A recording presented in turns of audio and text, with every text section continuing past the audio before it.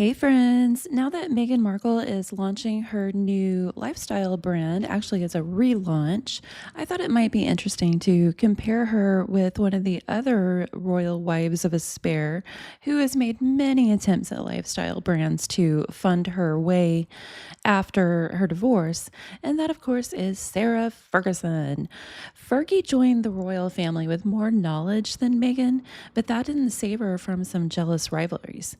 Princess Diana once said that she got terribly jealous of Fergie's energy and vivacious personality, and Fergie got jealous of Diana's position as the most beautiful and most fashionable woman in the world.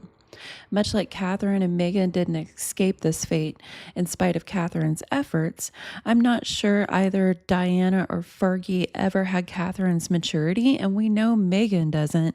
So this was always going to happen with both sets of women, because in the case of Diana and Fergie, neither one of them were very mature. I mean, Diana was 18 when she got married to Charles.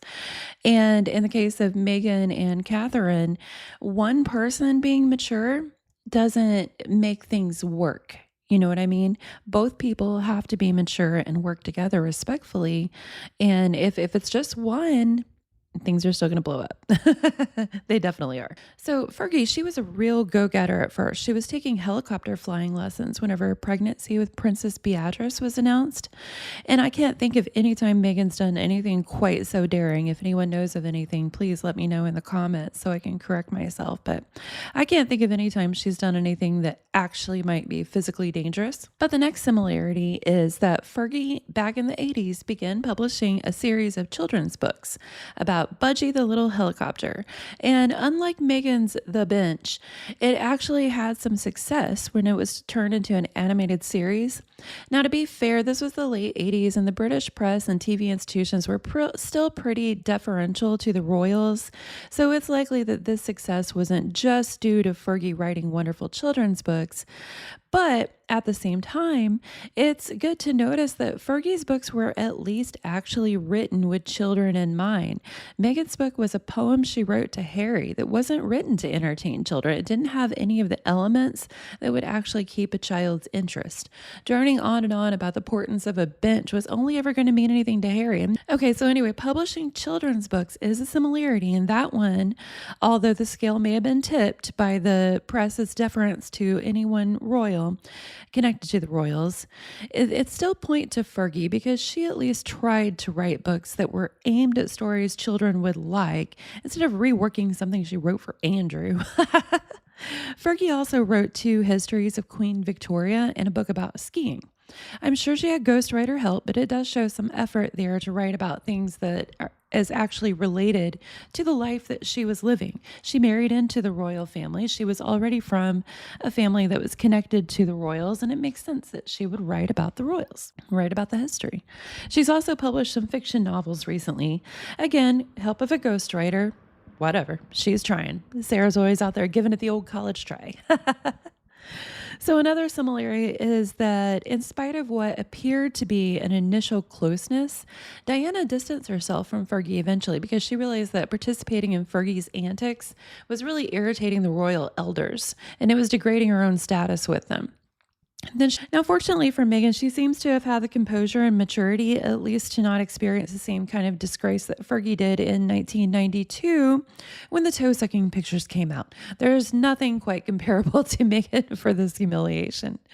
But another similarity is that while in the royal family, both Meghan and Sarah Ferguson got in trouble for accepting the kind of gifts that they're required by royal protocol to refuse. The royals that take the job seriously understand that accepting too much compromises them. Meghan and Sarah Ferguson did not get this at all. Sarah got in trouble with the Queen for accepting a fur coat and for selling York family photos to Hello magazine for £250,000. Meghan also got in trouble for accepting clothes and goods from designer brands as gifts and for complaining that they should be getting paid for the things that they were doing as royal engagements.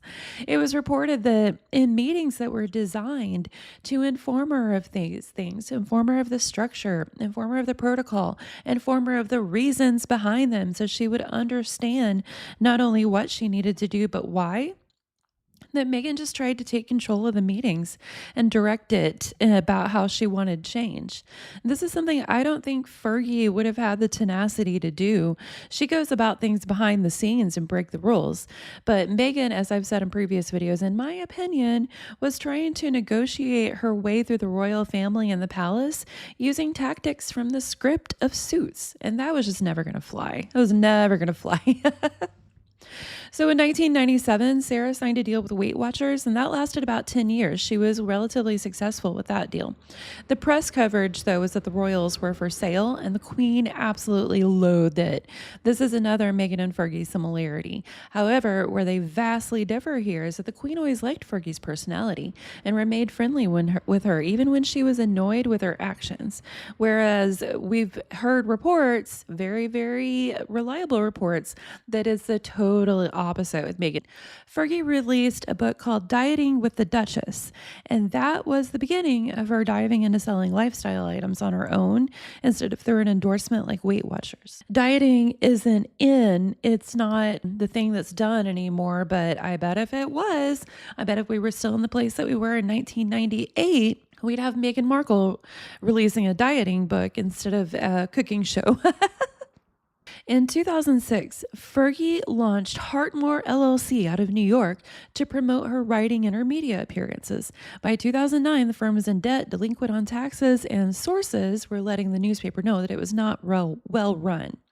This sounds a lot like Meghan's stint at Spotify, quickly canceled, not well run, and not very successful. Also kind of has some similarities with how Archewell started off with a bang, and it was going to encompass all of the Sussexes, media, whatevers. And yeah, donations have gone downhill. There's suspicion. There's rumors that it's not well run. Very, very similar, y'all. Very similar. So, from what we understand from that recent Vanity Fair article, Spotify expected Harry and Meghan to produce a podcast and just deliver it to them through their Archewell audio production studio. And then it became clear that nothing was just going to happen. They had to send a whole team there, their own team, to build a studio and produce it to have even that one lame season of archetypes that we have that exist. And we all know Spotify called them fucking grifters after the fact. Now, when you read old articles, it really appears that the people involved from 2006 to 2009 felt the same way about Sarah's firm, her Heartmore LLC. And after this fail, there was fear that she could be the first senior royal to be declared bankrupt. She was in debt for £1,000,000. Now, none of Meghan's businesses have met this fate yet, but considering the messiness of the launches and the relaunches and the rebrands, it's not looking good. It's not looking good, y'all. Okay, so in 2010, a year after all that debt and crap, Sarah was pretty desperate. And this is the year she fell for the fake sheikh, who posed as a wealthy sheikh needing access to the royal family and recorded Sarah promising him that for £40,000, she would open doors through Prince Andrew. All doors open were her exact words. While this isn't a direct Meghan Markle comparison, Harry was fooled right after leaving the royal family by Russian comedians into thinking he was talking to Greta Thunberg and made an absolute fool of himself. And it's not confirmed, but I totally believe that Meghan was involved in him accepting that without enough vetting. She would have been like, oh yeah, forget about all that royal protocol. Let's talk to Greta. Anyway, in 2011, Sarah Ferguson wrote a book called Finding Sarah and dedicated it to Oprah Winfrey, Prince Andrew, Princess Beatrice, and Princess Eugenie. Another similarity is that Sarah and Meghan both tend to run to Oprah with their issues. And while Meghan hasn't yet written a memoir, we know from that recent Vanity Fair article that the possibility of a divorce book was shopped around to publishers to see if there was interest yet in such a book from Meghan in the event of a divorce. So while there's not a memoir similarity yet, circumstances indicate that eventually there will be. Now, in 2012, Sarah Ferguson participated in a documentary with Oprah Winfrey and got herself in some legal trouble in Turkey by illegally filming child abuse in orphanages. And frankly, Sarah is not sorry about this, and I don't blame her. I wouldn't be either. She exposed some real horrific stuff there, and I think it's good. However, Sarah also spent portions of the production talking about her personal issues, her rebuilding and her rebranding, and trying to come back from scandal and humiliation. And she got some criticism for making it all about her.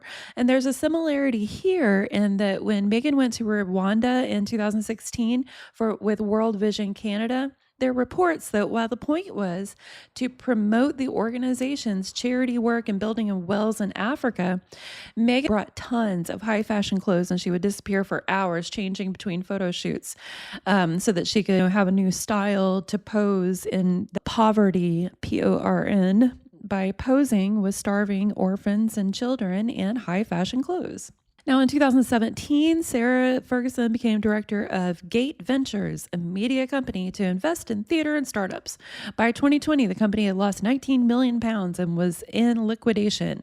It'll be interesting to see if this ends up being the fate of As Ever, Archwell, or any of their other companies. Much like has been recently revealed about Archwell, Sarah's firms were all found to have made investments in other companies that were related to directors or friends of Sarah and the firm, the Gate Ventures firm. Now, Meghan, she has a history of making bad friends and defending bad people, but it's nowhere near the level of bad that Fergie's is. I mean, God, Fergie was friends with Epstein and borrowed money from him. We can never forget that. But Meghan also, she does tend to run with people who are known for being mean and bullying after shock exposés turn their brands upside down, like Ellen DeGeneres and Chrissy Teigen. Ellen has apparently been an absolute tyrant to all of her employees. Similarity there. We've heard reports that, Meghan is the dictator in high heels when it comes to her employees. And we all know that Chrissy Teigen used to tell a younger, vulnerable starlet that she was jealous of, used to send her DMs all the time telling her that she wished she would take herself out of life. I mean, just horrific. I'm pretty sure the only reason people still tolerate her is because John Legend is liked and she's married to him. I don't understand why anyone puts up with her. But yeah, Meghan sent Chrissy Teigen a jar of that jam, that ARO jam, y'all. Now, Sarah Ferguson, we've got pictures of her hanging out with Harvey Weinstein, Ghislaine Maxwell, Jeffrey Epstein. Prince Andrew and Sarah Ferguson invited those people to their daughter, Princess Beatrice's 18th birthday party. Yeah, y'all, they did that. So more time is really needed to, see if more similarities are going to arise between these two. But in the meantime, what do y'all think? Do you see the similarities I'm talking about? Or do you think I'm reaching? Let me know in the comments.